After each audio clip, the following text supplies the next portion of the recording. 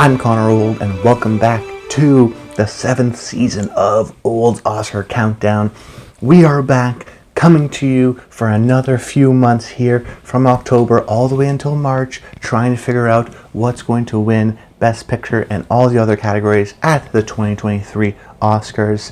Welcome back. If you are new, this is the 7th season of a show I called Old's Oscar Countdown. I've been doing it since the inception of this channel, and throughout the years we have had consistent, accurate predictions for both the nominations of the Oscars but also the Golden Globes, and then of course predicting the winners of the Oscars. You can go back and check my track record. We're talking top 5% Gold Derby, sometimes 0.5% in nominations and predictions. We have a historical, consistent track record of predicting the Oscars, which is why I do it every year.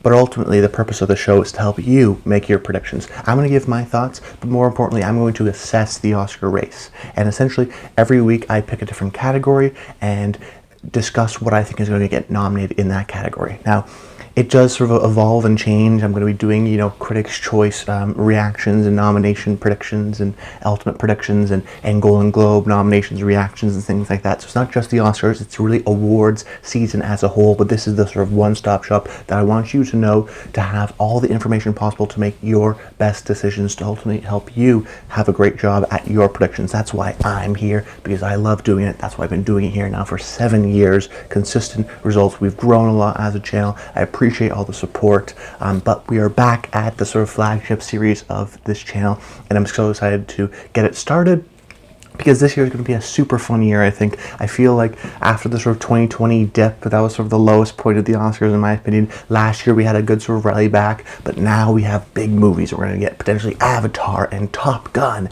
and the movies, particularly this year, feel like they're back. The Oscar race is back in full. I still think there's sort of an unknown in terms of what's going to win Best Picture, although I do have some thoughts. And I do want to mention that this is not going to be my final Best Picture predictions before the Oscar nominations come out. I will finally have a final Oscar nominations video where I give all of my predictions. That will happen probably a few days before the nominations come out, but this is just a chance to help us understand the Oscar landscape, starting off with that big one, Best Picture. So, jumping into things, my first slot and my number one ranking right now in the Best Picture predictions is The Fabelmans. Yes, Steven Spielberg's latest film has all the makings of a movie that could win Best Picture, but more importantly, will most certainly get nominated for Best Picture. The number one thing that it has going in favor is that it was the TIFF People's Choice winner. Now, if you look at the TIFF People's Choice winner from the Toronto International Film Festival, in which the members of the moviegoers of the festival vote on their favorite movie, if you look at the past 10 years, every single movie that won People's Choice in the past 10 years, every single one, 10 years in a row, have been nominated for Best Picture at the Oscars. So if you get nominated, if you win the People's Choice Award at TIFF, you will definitely get nominated for Best Picture. It's 10 years in a row running now, and I think The Fabelmans will follow suit. So that's a big, of course, data stat going towards it. But also, I think, let's not forget, this is Steven Spielberg. If you look at his past 6 movies, 4 of them were nominated for Best Picture. So oftentimes when he puts out a movie, he gets nominated for Best Picture. And the other ones, Ready Player One and the BFG, weren't really sort of aimed at that, and they were released earlier in the year. Anytime he releases a movie, like last year with West Side Story, releases it in the fall, it gets nominated because he's one of our best, if not our best filmmaker, and he has wide respect. But why I think this is actually a strong chance of potentially even winning Best Picture is because it played the festival circuit. Let's not forget, Steven Spielberg has always been the big blockbuster guy, the populist guy, not the festival guy. This is really the first time he's really done a proper festival run, premiering at TIFF and going through that route. So I think there's serious ambitions for this movie to win Best Picture. Of course, it's also essentially an autobiographical film about his early childhood and his relationship with his parents and their relationship. So it's very much a personal movie for him, and we've seen personal movies like Mank with David Fincher, or Roma with Alfonso Cuarón, or even Kenneth Branagh's Belfast last year. We've seen those movies do very well at the Oscars, so I expect The Fabelmans to sort of follow suit. Then in my second slot, I have Everything Everywhere All at Once. Now, some people may think that it has, is a little bit high on my list and has no shot, but I definitely think it has a shot not only to get nominated for Best Picture, potentially even win. Because over the years, when you look at the Oscars like I do and study them intimately, and you have this experience like I do, you often find movies that fit certain categories. And you have the sort of intimate, personal, director-driven movies. You have sometimes the blockbusters like a Black Panther or something like that. But oftentimes you also get these sort of indie movies, these movies that come out of Sundance or South by Southwest early in the year that gain a lot of buzz and make it to here at the end of the year. And they often have sort of story-driven, unique creativity that sort of push it into the big leagues of the Oscars. So I'm thinking of movies like Minari or Call Me by Your Name, or even if you want to go far back to like The Farewell, which wasn't as successful, but sort of fits in that similar mold. I think Everything Everywhere does fit that mold. Incredibly, critically well received, did very well at the box office through that word of mouth, and of course audiences love it too. So it's got that sort of three trifecta of box office support, critical support, but then also audience support as well. And it's a super creative movie, which makes me think it's a strong contender in the Best Original Screenplay category. And if you look at past Original Screenplay winners, they're almost all nominated for Best Picture as well. In particular, if you look at this category, Parasite won this category, Green Book won this category, Birdman, Spotlight, all Best Picture winners too. So if you win Best Original Screenplay, that's a strong sign that you're at least a contender for Best Picture, which is why I have it so high up here. So I think it's a very creative movie. I think it will be respected, particularly in the screenplay category, but also in terms of potentially the Daniels getting in for director. And I think just the way that they've been campaigning this film has also been very smart. This is from A24, who've had their success with movies like Lady Bird and Moonlight in terms of getting the movies that they produce into Oscar conversation, into Best Picture and nominees. Of course, winning for Moonlight. And I think the way they've been playing this film is very smart. For example, Michelle Yeoh got a special award at the Toronto International Film Festival. Of course, that's not for this movie, Everything Everywhere All at Once, but because she was there in the festival circuit competing against all the other movies like The Fabelmans, it puts her in conversation. I think right now she is a strong contender to win for Best Actress as a sort of legacy award. And I think, let's not forget Jessica Chastain last year got a special award at TIFF. That's a sort of significant sign of like, hey, I want to be well respected, I'm doing the campaign. And I think A24 is really going to try to push this movie for being the sort of surprise, independent, creative, unique underdog kind of a story. I think Everything Everywhere All at Once, with maybe a screenplay win, an actress win, and a picture win, is very plausible. And that's actually the most likely trajectory for an Oscar winner. So let's not forget about that. Then with my third pick, I'm going to go with The Banshees of Inisherin.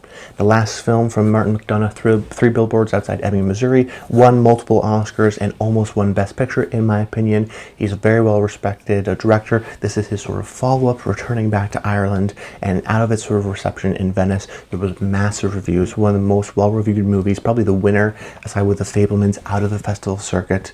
You have support for Brendan Gleeson, Colin Farrell, screenplay, directing, just the movie as a whole is very well respected and appreciated so far coming out of the critical response. It's still not coming out for a couple more weeks, so the audience responses were unsure of as of yet, but that sort of early critical response out of Venice was very strong. Laurang's sort of standing ovation, which is kind of a way to judge the movie's success now. I think this is a strong contender for someone like Colin Farrell, who's never won an Oscar before and could beat out a younger person who they don't really go for in Austin Butler, or the current favorite Brendan Fraser, who has a little bit of a comeback story, but his movie may not be as well celebrated. The Banshees of Inisherin, I think, is a serious contender based on that strong 100% critical reaction, two well-beloved actors at the center, and Martin McDonagh, a strong director whose last movie did very well too. So you have a little bit of that track record. Plus, this is being distributed by Searchlight. So when you're looking at the Oscars, you always want to figure out who's it being distributed by, who's doing the campaign, because oftentimes there are these branches of these studios that their main focus is to get Oscars, and Searchlight is maybe my favorite. I think they do a terrific job at campaigning their films and getting their films Oscar nominations. As a matter of fact, if you look at the past 5 years, they have a Best Picture nominee in each of those 5 years, including 2 Best Picture winners in Nomadland and The Shape of Water. So they're very good at not only getting Best Picture winners, but also nominees. For the past 5 years in a row, they've had a nomination. This year, their sort of main movie is The Banshees of Inisherin. So because of that strong critical reception, because of Martin McDonagh's sort of past critical and Oscar success, I think in the combination of Searchlight, this is almost a strong push for a really strong, very confident that it's going to get a Best Picture nomination. Then my fourth slot, I'm going to give it to Women Talking, the latest film from Sarah Polley, who is a really very well-respected female director, and the way the sort of Academy is going, becoming more diverse, becoming larger. We look at the past two directing Oscar winners in Chloe Zhao and Jane Campion. For a lot of members of the Academy, diversity, particularly within sort of female directors, is very important to them. Every year there's like how many female directors are being nominated for the Oscars. I still think that sort of narrative will continue and persist, so I think Sarah Polley has a very strong chance of getting in for Best Director. Plus, she's also very well respected within the industry. So if we have a Best Director nomination in a potential contention, well, I very much think it's going to have a chance for Best Picture as well. The movie came out of Venice and had a positive reception, some sort of muted reception, so maybe not potential Best Picture, but still strong. I do think, the respect of Sarah Polley, plus the relevance of this story, which is a very heavy story about a group of women in a religious community who suffer a series of sexual assaults and rapes, and their sort of discussion of whether or not they should leave the community or stay within it or fight back, and that sort of, it's very much, women in a room talking, kind of an experience.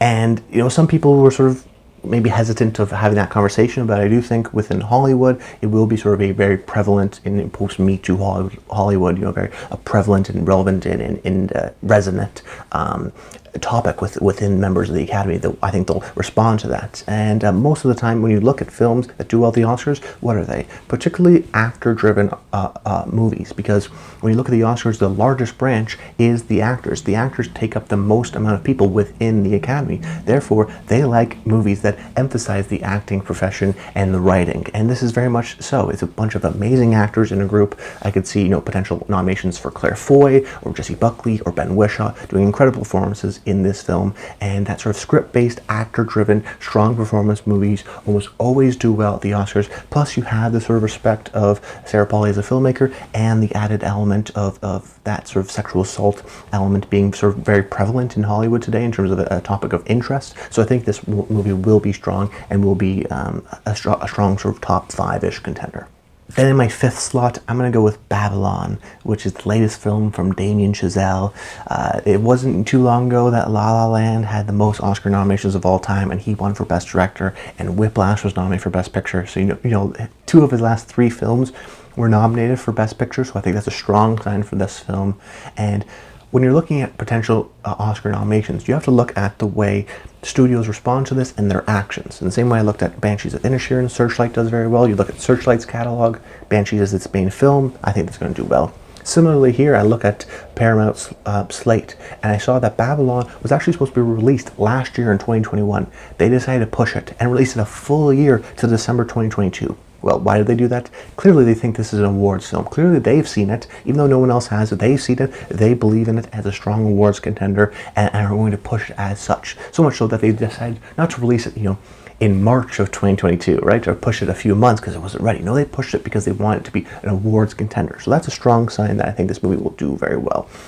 You have an incredible ensemble cast of many well-respected people: Margot Robbie, Brad Pitt, Tobey Maguire, Gene Smart. And then, of course, Damien Chazelle as himself, is an incredible, strong force. And then also you look at the film as a whole. Banshees of Inisherin, Women Talking, and I think of those movies as sort of above the line. They'll get nominated for screenplays and acting and stuff like that. But I look at Babylon, it could have the most nominations out of any Oscar nomination. I think it gets in picture, I think it gets in for director, I think Margot Robbie could get in, maybe even Gene Smart, maybe even Brad Pitt. Screenplay is a possibility, and then, production design, costume design, sound editing.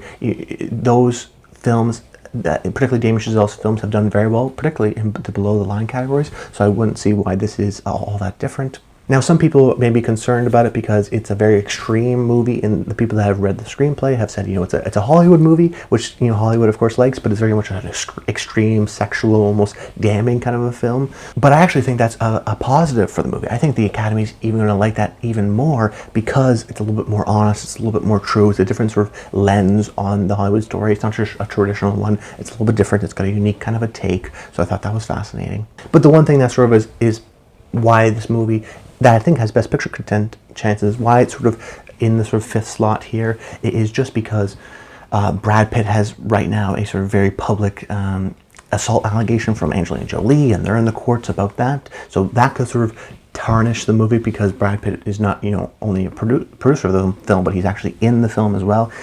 He's producing movies like Women Talking and She Said, so there is maybe some potential hurt for those movies, but he's not in those movies, versus this one you actually have to sort of view him. So if that doesn't get settled in court recently, if it gets judged up and a lot more public and people speak about it in the trades, that could sort of hurt him and therefore by extension the film. Then in the 6th slot, I'm going to go with Avatar, The Way of Water. I'm not counting out Big Jim, James Cameron. His last film, if you didn't know, Avatar, was the highest grossing movie of all time and still is. That movie got nominated for Best Picture. He got nominated for Best Director. It didn't win, but his film before that, you ever heard of it, was Titanic. That film did win for Best Picture. That film did win for Best Director, and it was also the highest grossing movie of all time when it came out. And people doubted Titanic, and then people doubted Avatar. Guess what? I'm not going to doubt Avatar too. There's a lot of things that are going against in the sense that it's a blockbuster movie. Hollywood has changed very much since Avatar and very much since Titanic, where they're not going to, if you look at the past 10 years, the last movie that was the highest grossing movie of the year that got nominated for Best Picture was Toy Story 3. So there's no guarantee that this becomes the highest grossing movie of all time and therefore it's a guarantee for nomination. I'm not making that sort of jump. What I am doing is betting on the talent of James Cameron. I'm betting that he spent all this time making a terrific film with incredible effects that people are going to go to the theater and be wowed. And it'll sort of go against the stereotype of the Academy doesn't like to nominate sequels or big budget movies because it'll just be sort of an event. I think this is going to be a movie with strong potential in the technical categories, visual effects, cinematography, production design, things like that. But I do think it has a strong chance, especially with 10 nominees, to get in for picture. I think this is going to do very well at the box office. Just if you look at the past, Avatar re-release that was just out in theaters, that did surprisingly well, better than even Disney thought. So there's still a passionate fan base for Avatar. I still think a lot of people are going to want to see the new one. And I think particularly the people that have been almost anti-Netflix, that don't want Netflix movies to win because they're streaming, they're big fans of the theatrical experience, they're going to support this movie even more because it is the definition of we spent all this money and time and let's go to the theaters and let's celebrate.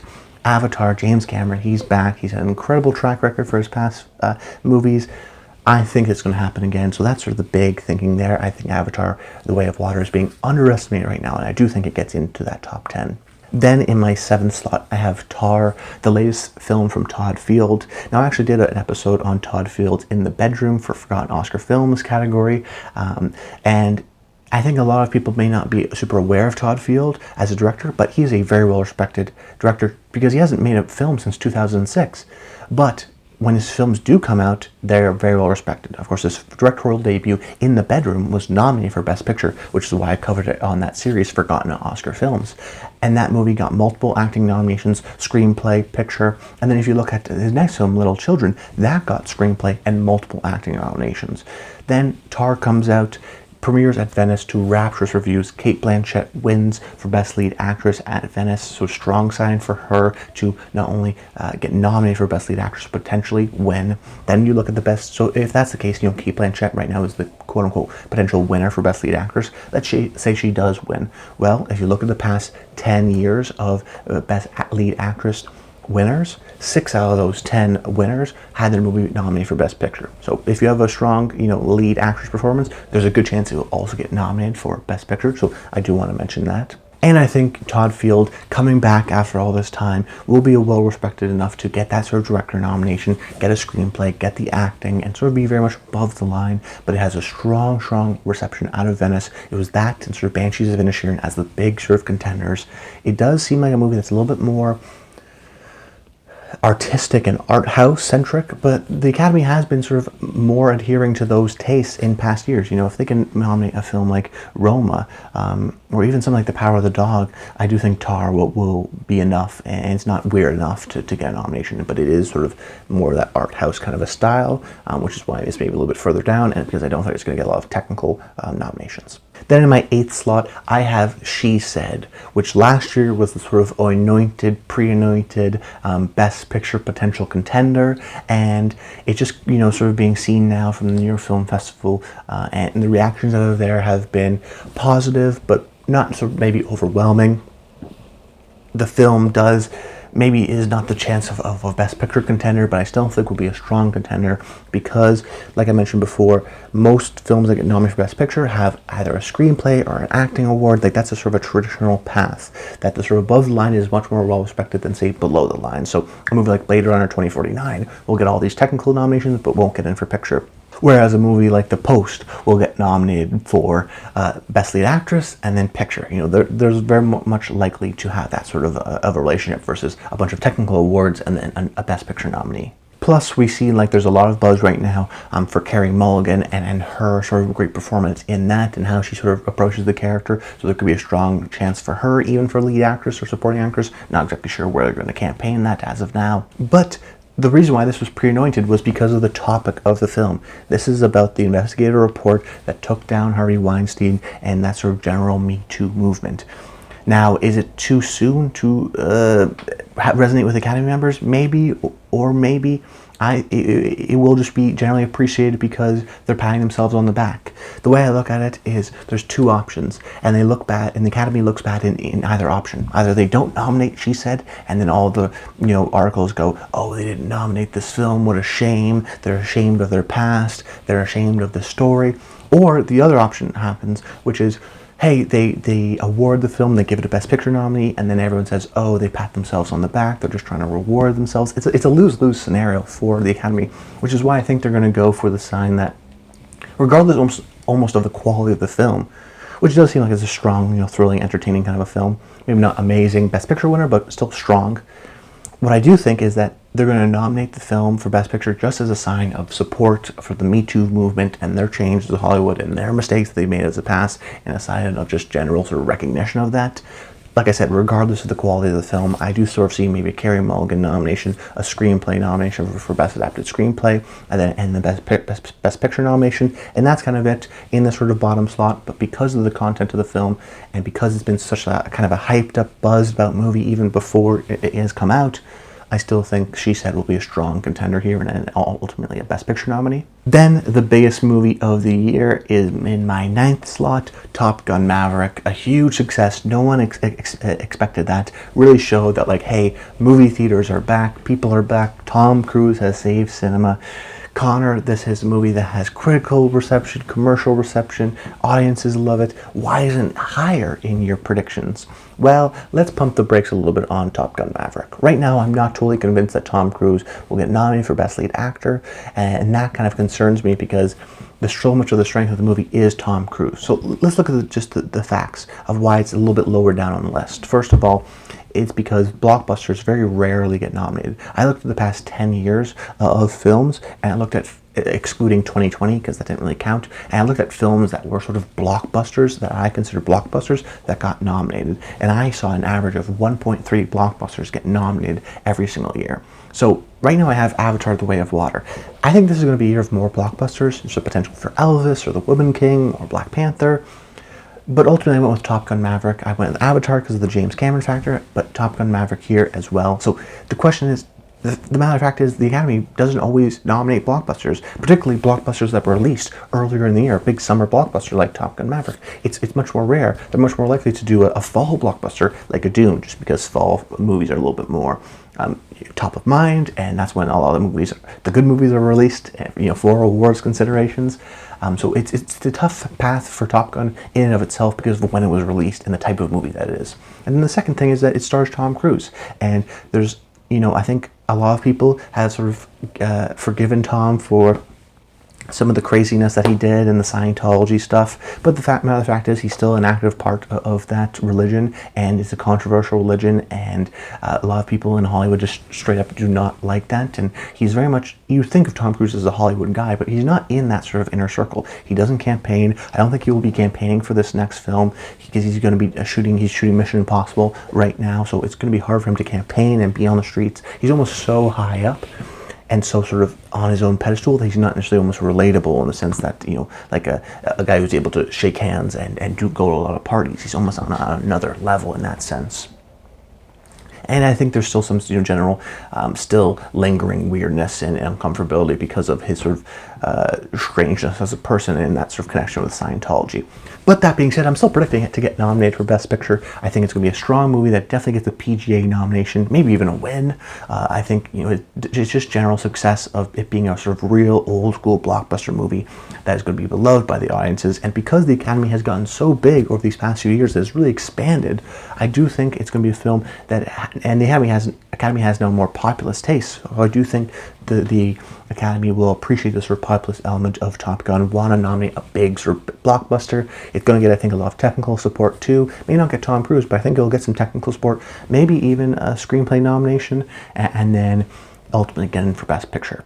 So in my final slot, I went with Bardo, the recent film from Alejandro Iñárritu. And every year the 10th slot is so tough. I don't know exactly what to put into that 10th category because I can pick so many different films. But ultimately I went with Bardo because I think people have written off this film, but that may not be the smartest thing because there's a lot going for it. But the first thing was, I was looking at my list of nominations and I go, hey, where's Netflix?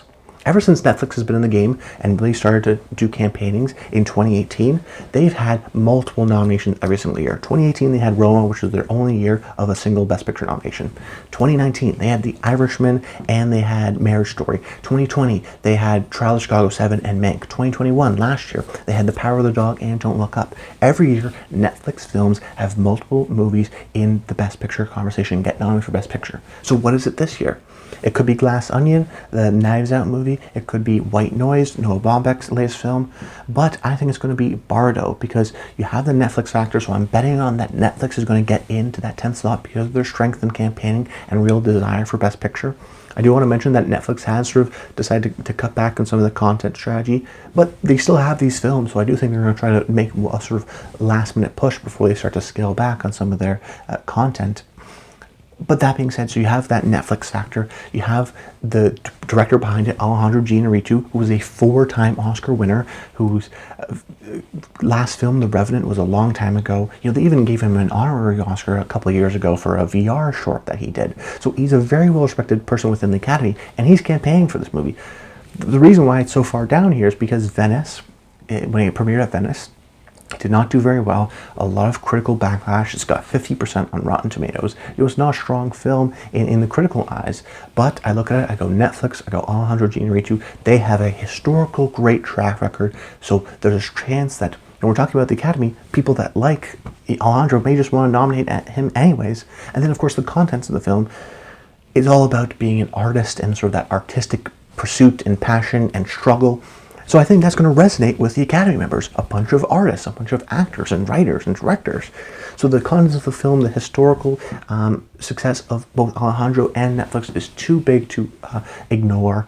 And then some of the sort of disadvantages of some other films. Like, am I going to go with Empire of Light? That wasn't super well respected. Am I going to go with The Whale? That was kind of liked, but particularly with Brendan Fraser. Am I going to go with another blockbuster like Elvis or The Woman King? Bardo just seems like the most sort of artistically high-minded, with a sort of strong respect of Alejandro and Netflix. It seemed like the movie that I think a lot of people are writing off, but I wouldn't be surprised if come Oscar season it starts to get a lot of buzz and starts to get a lot more sort of respect within the Academy, not necessarily the criticals. But it is still number 10 because I do have some questions of, is it even going to get cinematography? Maybe. Is it going to get director? Maybe. Is it going to get screenplay? Maybe. It could get no other nomination. So it's not like it has a path where I go, Top Gun Maverick's going to get in for visual effects and cinematography and sound, and then picture is what I think, right?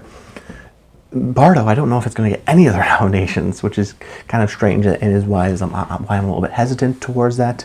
But that being said, if you told me Alejandro Iñárritu with 100-to-1 odds is the surprise international director in that 5th slot, that happens every year, and he's the guy that kind of surprises, even if the film doesn't get nominated for Best Picture, I would not be surprised. So watch out for Bardo still as a Best Picture nominee. And then my honorable mentions. The first one is Glass Onion, a Knives Out story. Just because I talked about that Netflix factor, I think this is probably the sort of number 2 movie that Netflix could push and try to get in a little bit more populist, a little bit more general. The reason why I have it outside is because based on the sort of critical reception, it seems like it's more Knives Out and sort of a continuation, and the Oscars don't really like sequels. They very rarely nominate them.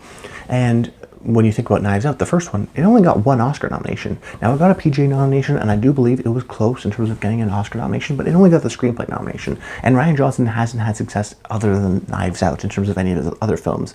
So he's well respected within the critical community, but I don't think he will be in the Academy. The big sort of why I consider it honorable mention is Netflix could really push that. And like I said, I do believe in Netflix just because look at their track record. They get Best Picture nominees.